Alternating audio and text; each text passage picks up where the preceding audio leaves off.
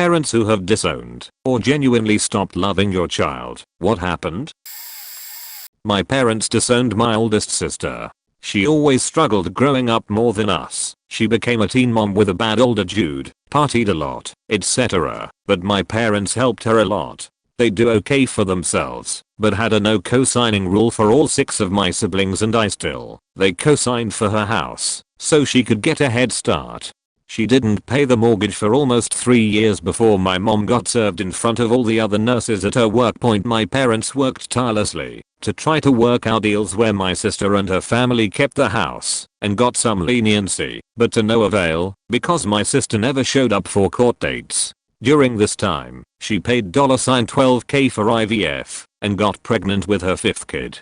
When my mom demanded some of the money back, she accused my dad and my brother of beating her sons. When my parents took them to Disney World, he didn't and said she'd file a police report if he asked for money again. They kept asking, cause it wasn't true. She awkwardly joined us for Christmas and punched my brother in the face during the meal for humiliating her oldest son by asking him if he wanted to work at my brother's company for good pay. Her oldest son is in and out of jail, and my brother was trying to help him after his release, but her son said he didn't want a job and got mad. She then called the cops and told them the same brother had illegal guns in his truck, and they came on Christmas night and searched his truck. No guns found. Needless to say, she is not welcome anywhere near any of us, and my mom still cries about it, but refuses to talk to her again. My parents disowned my oldest sister.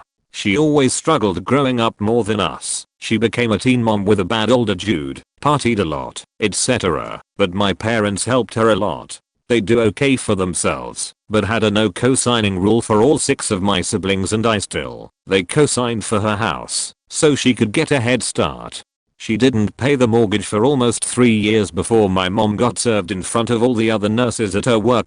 My parents worked tirelessly to try to work out deals where my sister and her family kept the house and got some leniency, but to no avail because my sister never showed up for court dates. During this time, she paid $12K for IVF and got pregnant with her 5th kid. When my mom demanded some of the money back, she accused my dad and my brother of beating her sons. When my parents took them to Disney World, he didn't and said she'd file a police report if he asked for money again. They kept asking, cause it wasn't true. She awkwardly joined us for Christmas and punched my brother in the face during the meal for humiliating her oldest son by asking him if he wanted to work at my brother's company for good pay. Her oldest son is in and out of jail, and my brother was trying to help him after his release, but her son said he didn't want a job and got mad. She then called the cops and told them the same brother had illegal guns in his truck, and they came on Christmas night and searched his truck. No guns found. Needless to say, she is not welcome anywhere near any of us, and my mom still cries about it, but refuses to talk to her again. My ex-wife disowned my son. We both married young, when I was in the military, high school sweethearts. She became pregnant 6 months into our marriage. I don't think she connected with him at all after he was born. The most she did with him was Instagram photo shoots where she painted herself as #one mommy. When he turned 3, I left the military. A year after that, she ran for the hills. I remember it like it was yesterday. I sat down with her at a local restaurant to talk divorce plans. We split all of our financials and material items down the middle. We finally got to custody for my kiddo, something I dreaded to discuss because fathers never gain custody in my area, and she tells me I want absolutely no responsibility. I was taken back, and I asked if she was sure. She was. That one sentence hurt me more than anything else that happened during that time. My biological father wanted nothing to do with me, and now I was seeing it happen with my own child, but with his mother.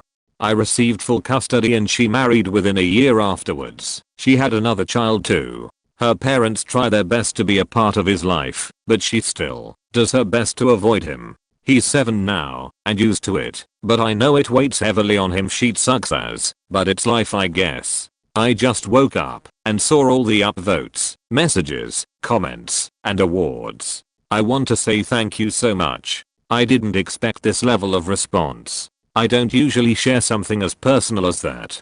My kiddo is a very awesome kid that has shown great resiliency beyond his years. He has rolled through the tough times better than even I. I can just hope he doesn't question his worth because of what his mom did. I know I questioned mine due to my own father leaving, and that has left scars that will not heal. Well, thank you all again, and you all have a wonderful day.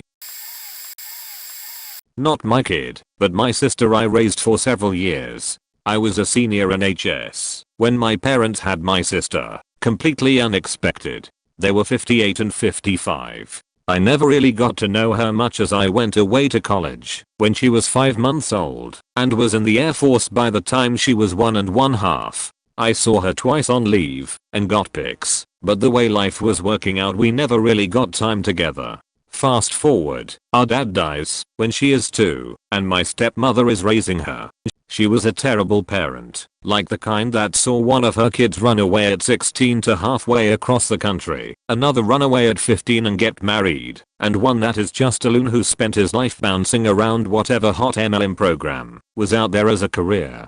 She also convinced my dad to send me to a Pray Away the Gay camp in TN when I was 15. So when my sister was 11 and begging for help, I took leave and went to her. Surprisingly, my stepmonster was happy to get attorneys to draw up the paperwork for me to become my sister's guardian and even pay for it. So I'm raising my sister and things are okay until she is about 14. Then I caught her doing these videos online talking dirty trying to get guys to fuck off. So that was a mess of trying to get those down and suing the people that hired her to do them. Ran away for a week, hiding out at a friend's house, found her when she was caught shoplifting. A B charge at 14, trying to steal the phone of a boy she was dating to SE if he was talking to other girls. It happened on base, and I managed to talk it out of being a bigger thing. A second B charge with friends breaking into the NCO club to try to steal beer. I was told I had to leave base housing at that point. My security clearance was suspended to make sure she wasn't putting me in a position I could be compromised. Still 14. Arrested with a stolen military ID trying to get into a bar. 15 escapes rehab. 15 escapes rehab again. 16 things seem good, and she is taking school seriously. At 18 she was accepted to our ISD, graduated with honors, and had an actual decent paying job with a web company with benefits and everything. Started getting stoned a lot, lost her job, sold her car to pay bills, lost her apartment, still hadn't bothered looking for work. Got her trust fund at 24, blew over $400k in 2 years, nothing to show for it. Had multiple cases against her for drugs. Was restricted to the state, but decided to go follow fish around anyway and sell molly.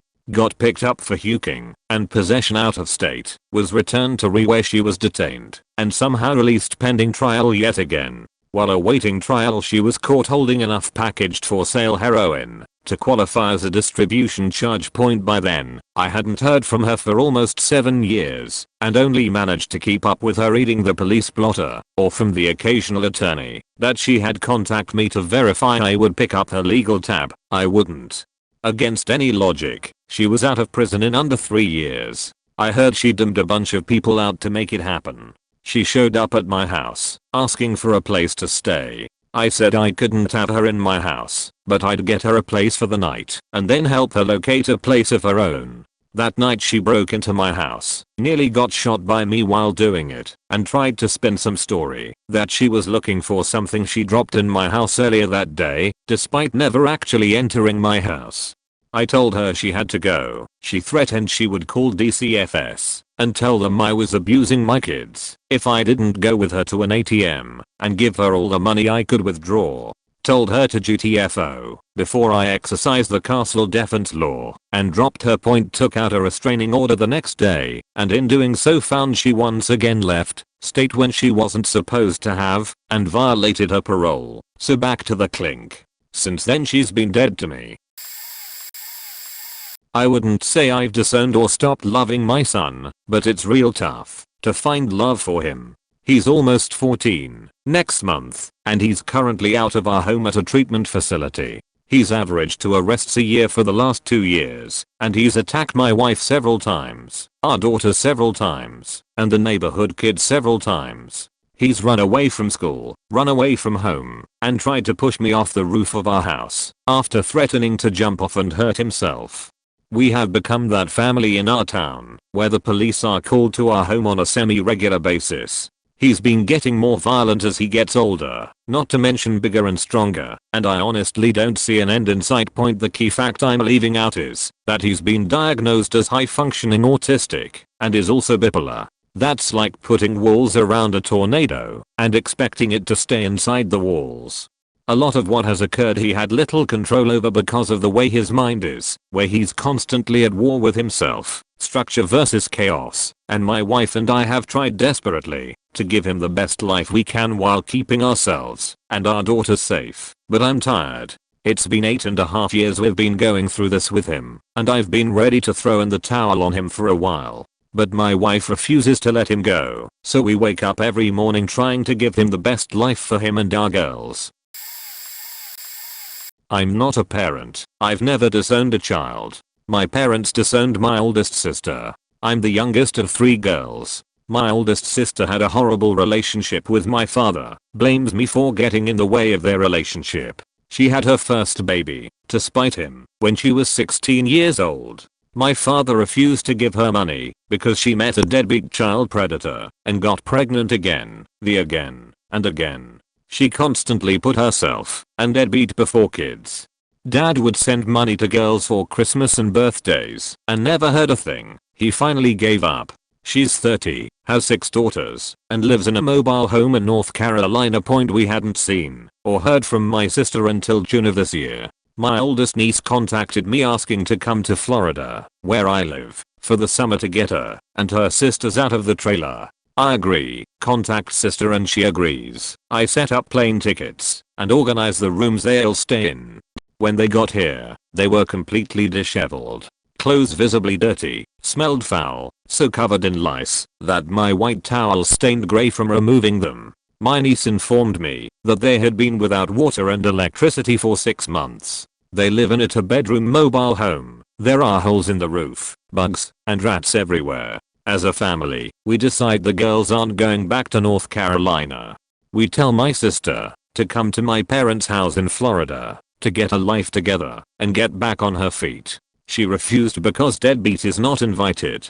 Ironically, she found out that deadbeat is cheating on her. She confronts him and he kicks her out of sheet-hole trailer. Deadbeat said, I would rather be homeless than live with you. Sister now works for the dollar store and doesn't pull her weight with kids. At least the girls are safe now.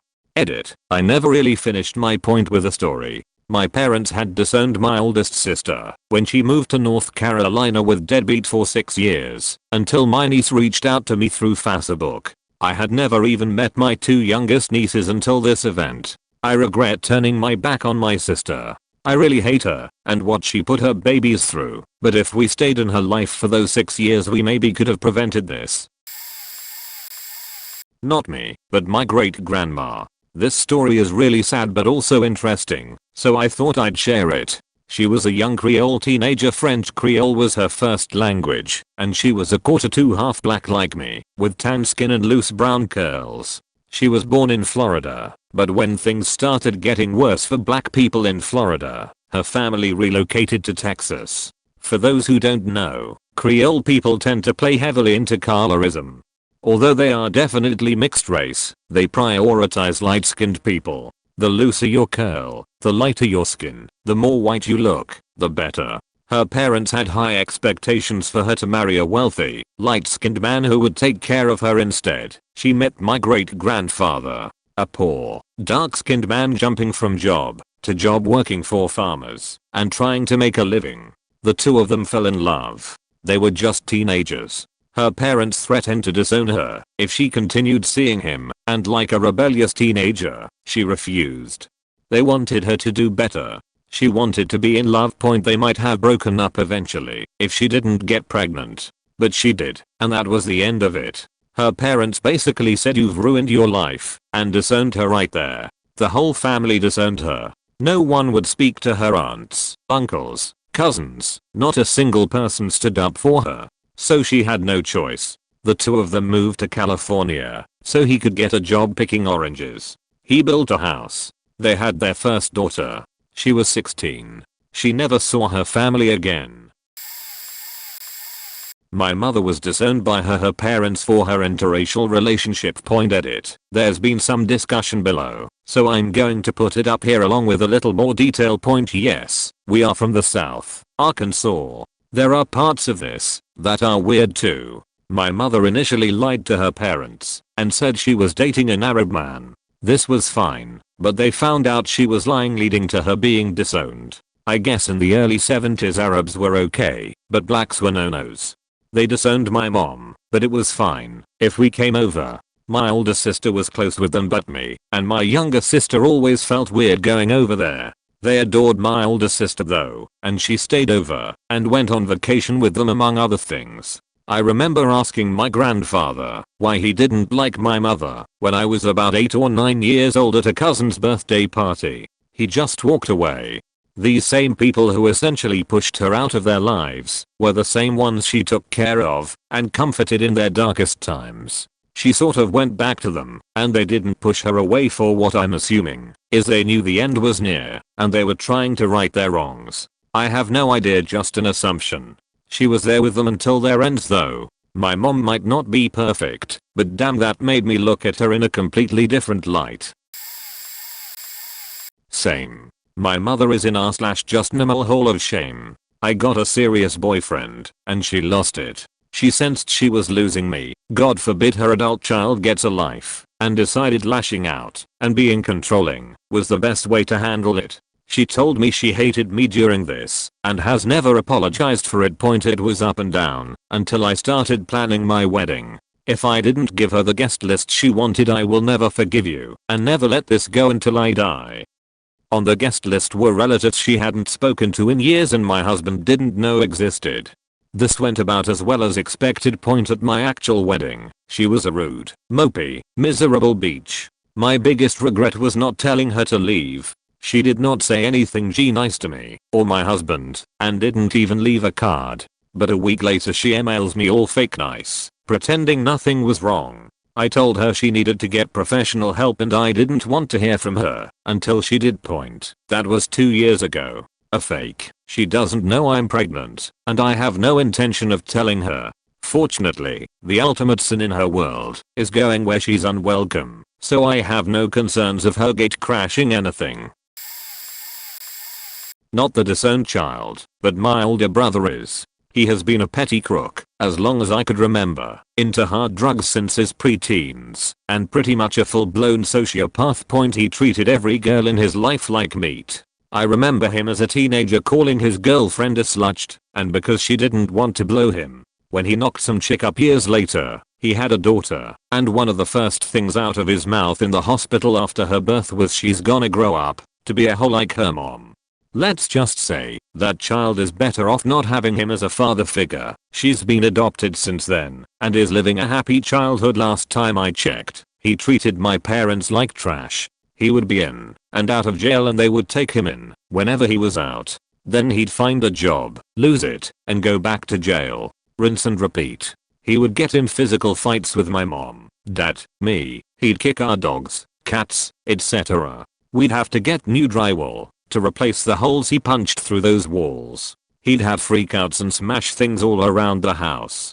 Living with him was a nightmare. The last straw was him walking out on his kid and her mother and starting a gang fight at our house over a drug deal gone wrong. Things got really violent, and I'm pretty sure weapons were involved. He left the house, and on that very same night, he came back because he needed a place to stay. When my dad said no, he started fighting my dad. I stepped in at that point and almost beat the hell out of him. No one fucks with my dad, no one.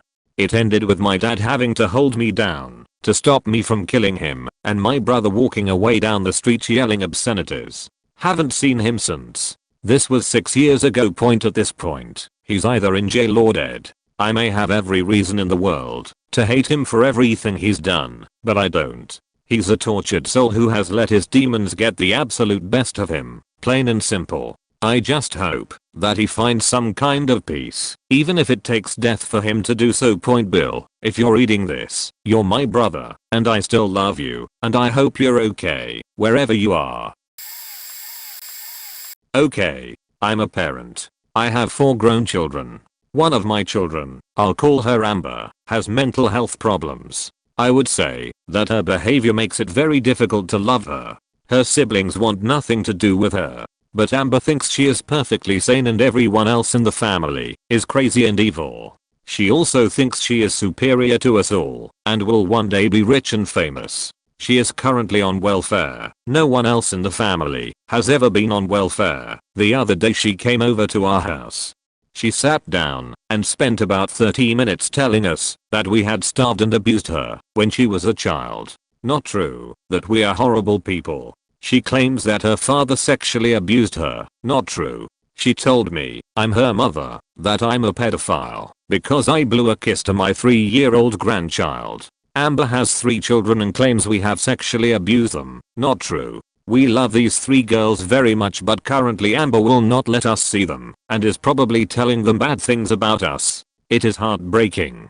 After Amber had yelled at us for a while, she told us that if we don't confess to the abuse we have done, then we can have no contact with her or her children.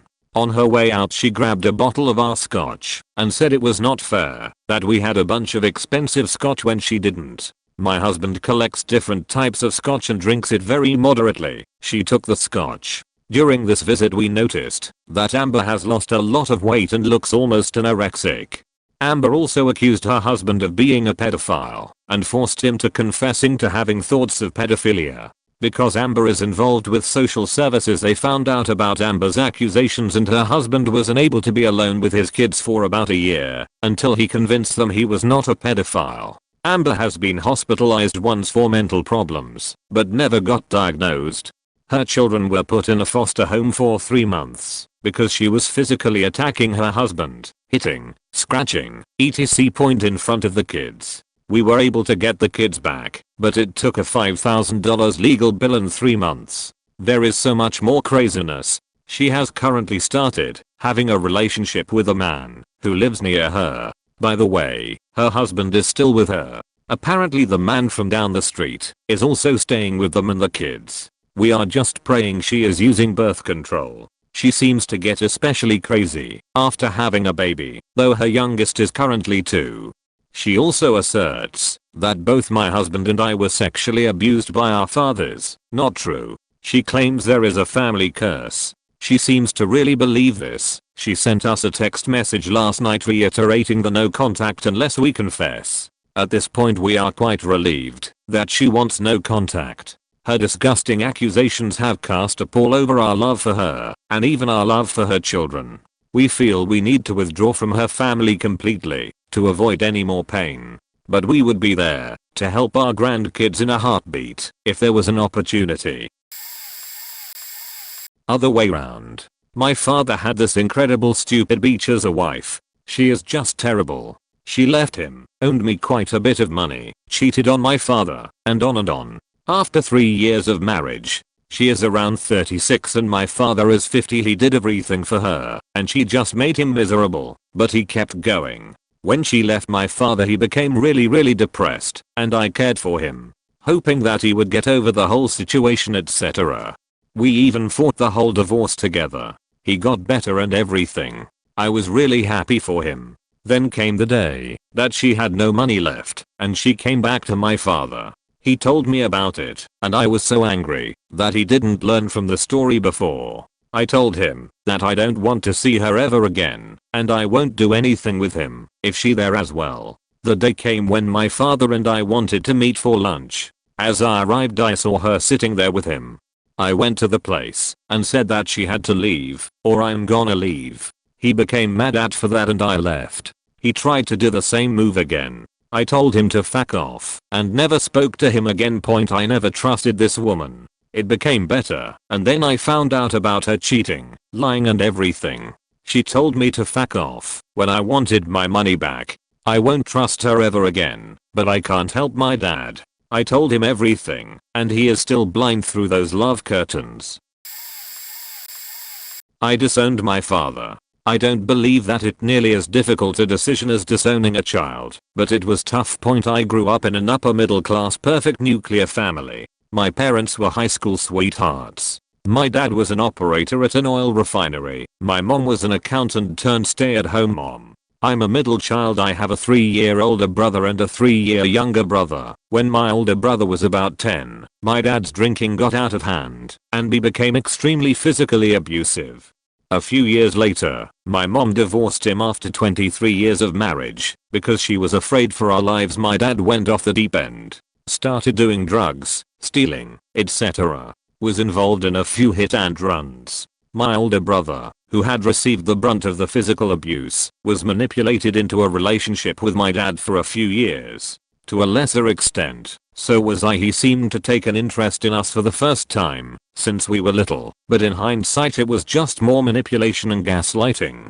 Won't go into all of the details, but my brothers and I eventually got wind of just what kind of sketchy stuff he was involved in. My little brother and I, who both had aspirations to get into law enforcement, cut him out of our lives completely. My older brother took a while longer. He was a kid who always just wanted his dad to love him, and so he was wearing blinders. He did eventually see the light and cut my dad out as well. A few years ago, my dad was living with his mom. My grandma had been manipulated by him for years, and they had a symbiotic codependent relationship. She was a prescription addict, and he was an everything addict. My grandma had a reverse mortgage on her home. She was diagnosed with lung cancer and given 6 months to live and moved into a nursing home. My dad kept squatting at her house, despite the bank coming to, rightfully, claim the home. Cops got involved, and he was arrested. My grandma slipped and fell 2 days after moving to the nursing home. She developed a brain bleed and died a few days later. My dad had a seizure his first night in jail and was brought to the hospital, where it was determined he had a burst brain aneurysm. The doctors theorized that the aneurysm was the result of his drug use, and when he was scuffling with the cops during the arrest, his increased blood pressure and/or jarring caused it to burst. He's now in a nursing home and functioning at about a 6-year-old's level. He has some inkling that he's faked up royally and it is all his fault, but he really doesn't understand the specifics.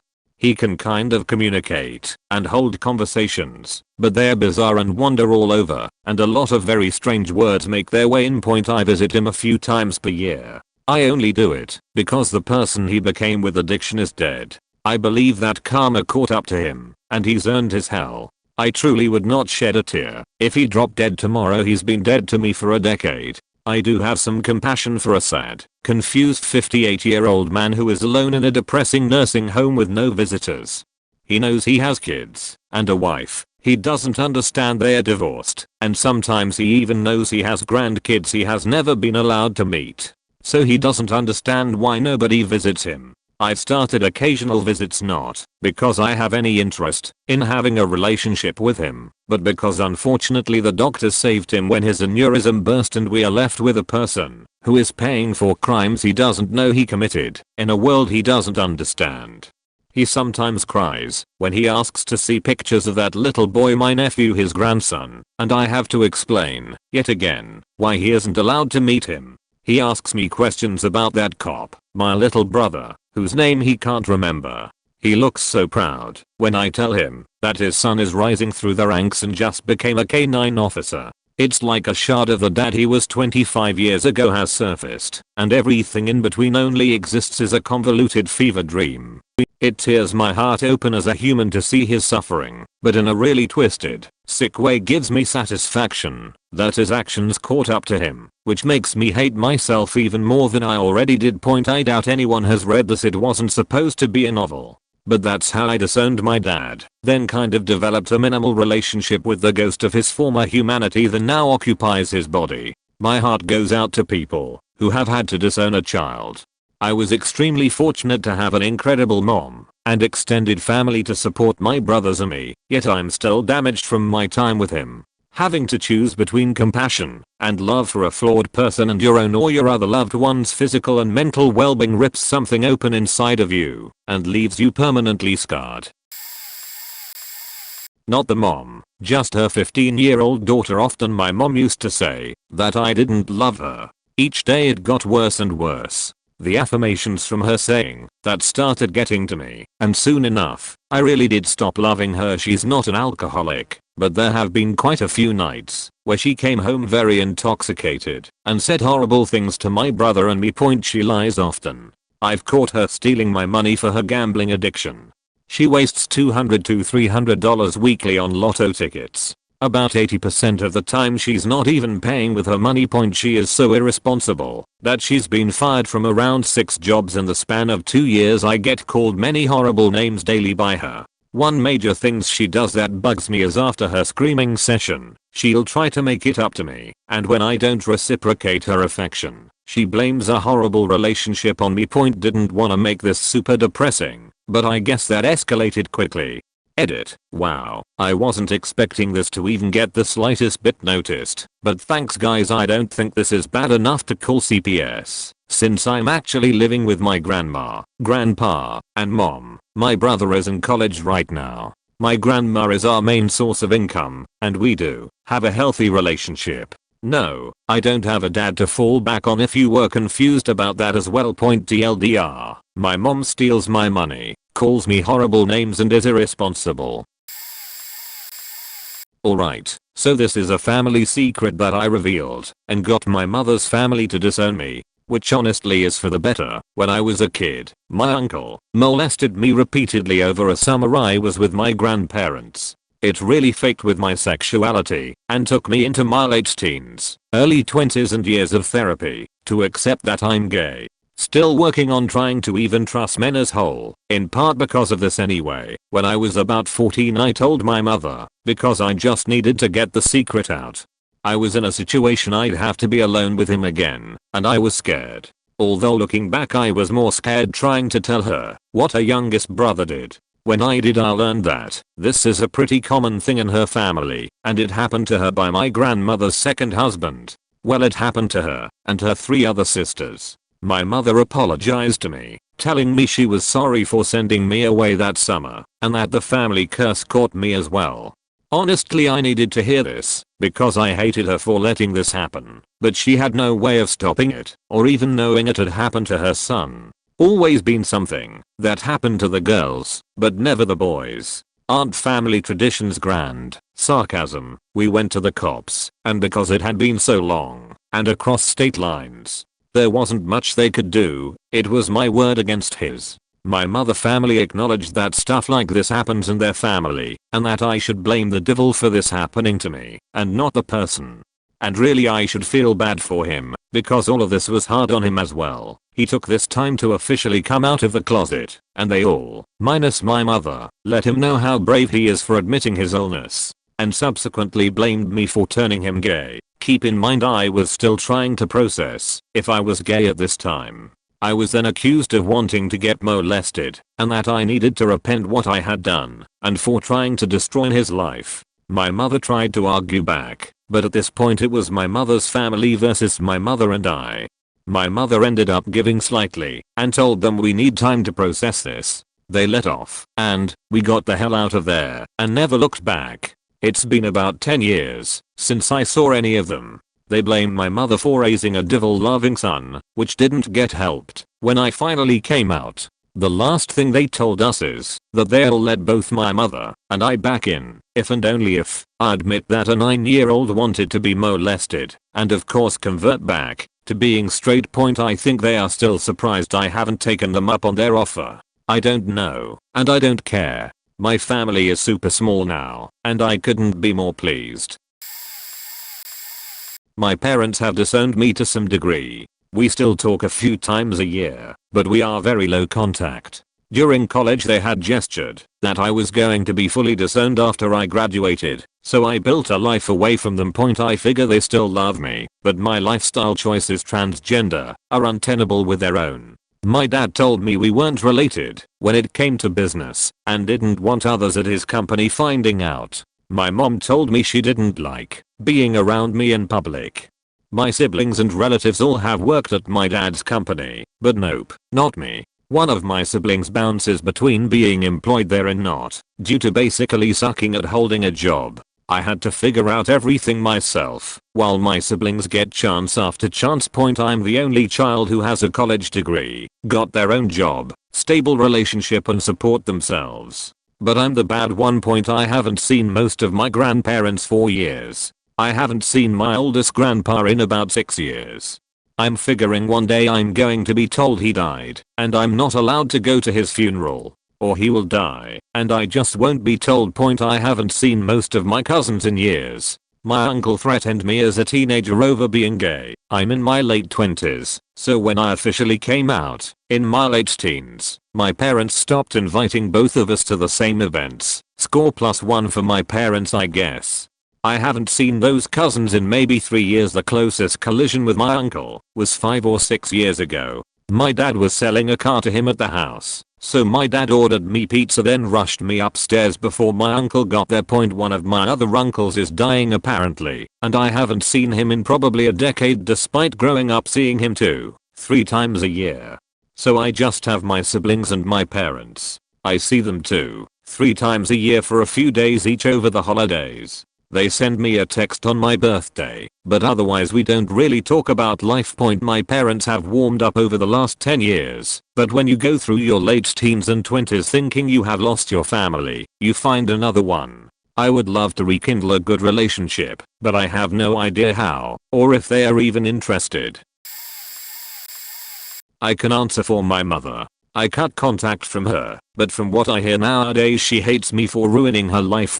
First awful thing I did, my mother purchased her first home when I was 12. She had always had this vision of me having a house and playing in the backyard as a child, and I think she felt like I was missing out by living in apartments all my life. Thing was, I had no desire to move out of where we were, and probably more importantly, she couldn't really afford a house. Plus this was just around the housing crisis as well, so the price was super inflated and dropped significantly a year later. We only lived there a year before moving in with her at the time boyfriend and renting it out. I apparently was the sole reason that she purchased that house. She did that for me, so it was my fault that she bought a house she couldn't afford. Second awful thing I did, she got pulled over while driving to a nearby city because she was swerving on the freeway. I was 13 at the time and had fallen asleep, but got woken up by the car shaking back and forth and almost hitting a semi while she was asleep at the wheel. I woke her up and she insisted on pushing through, and not too long after she was pulled over by an undercover cop. I watched as she was failing the sobriety test hard. She fell a couple of times trying to walk in a straight line. I cooperated with police and gave over the prescriptions she had in the car with her. So basically that was an act of betrayal. She was in the medical field and was struggling to find/keep a job that would hire her with a record, charged with child endangerment. So she was driving while heavily medicated, but I took most of the blame because I wasn't loyal to her and sold her out to the police. So now her finances are in shambles and can't keep a job in her field because of the awful things I did as a teenager. Her career is ruined because of me. A lot more happened to damage our relationship, but I think she would identify these two things as the main reasons. Having me as a child ruined her life.